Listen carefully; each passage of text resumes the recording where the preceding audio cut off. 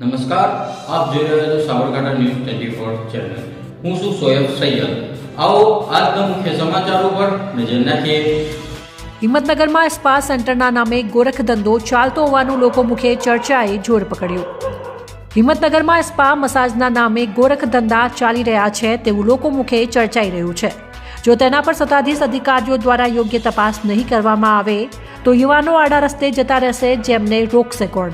આ સ્પામાં જઈને મોજ મસ્તી કરનારાઓ અને કરાવનારાઓ સામે યોગ્ય તપાસ થવી જોઈએ તેવું લોકો મુખે ચર્ચાએ જોર પકડ્યું છે. જેમાં કેટલાક સ્પા તો રેસિડેન્ટલ એરિયાની બિલકુલ નજીક જોવા મળી રહ્યા છે. શું હવે સાબરકાંઠામાં ગોરખધંધા ચલાવી રહ્યા સ્પા સેન્ટર પર પાબંદી કરવામાં આવશે કે પછી યુવાનોના મોજ મસ્તી માટે ખુલ્લું રાખવામાં આવશે?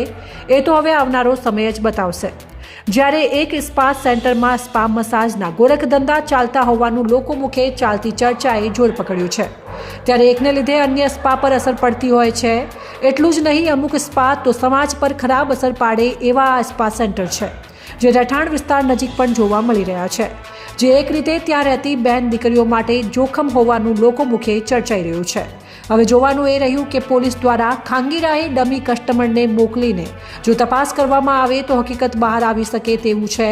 આ પ્રકારની પ્રેસ નોટ અવારનવાર પ્રિન્ટ મીડિયા તેમજ ઇલેક્ટ્રોનિક મીડિયામાં આવવા છતાં પોલીસ જાણે આંખ આડા કાન કરી રહી છે. જોવાનું એ રહ્યું કે આની ખાનગી રાહે તપાસ થશે કે કેમ, એ તો હવે આવનારો સમય જ બતાવશે. તમારી આસપાસ બનતી ઘટનાને જોવા માટે અમારી ચેનલને સબસ્ક્રાઇબ કરો અને લાઇક કરવાનું ભૂલશો નહીં. રિપોર્ટર ઇલિયાસ મંસૂરી સાથે સોયબ સૈયદ, સાબરકાંઠા.